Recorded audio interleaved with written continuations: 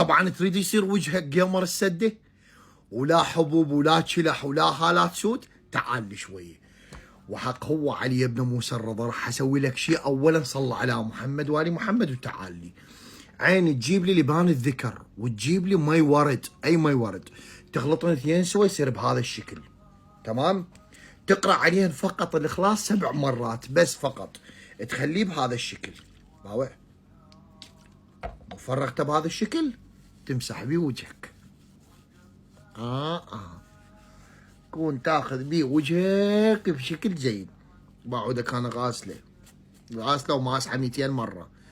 ايش يطلع اذا كانت عندك حبوب، عندك مشكله، عندك هالات، عندك سواد، عندك شلاح بوجهك، استخدم هاي الخلطه. جيب لي لبان الذكر وجيب لي ورد، اي ورد ماكو مشكله، اي مي ورد ماكو اي مشكله. تفرخن سوا، تخليه 4 ساعات تخمره وتقرا عليه بس فقط الاخلاص 7 مرات.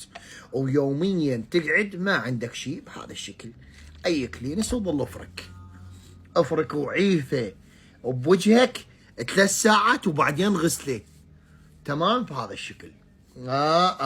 ذاناتك، رقبتك، ايديك، جسمك اذا تقدر ماكو اي مشكله. والله العلي العظيم يصير جيمر السده. دامكم الله. قلت لك اكتب لي صل على محمد، اكتب لي يا الله او صل على محمد، واريدك تشارك المقطع. قربوا الى الله، الدال على خير كفاعله، والعده شيء خلي طلعه وانا خادم. جيمر السده والله. وشنو العطر يا ربي؟ اهم شيء تخمره. في امانه الله.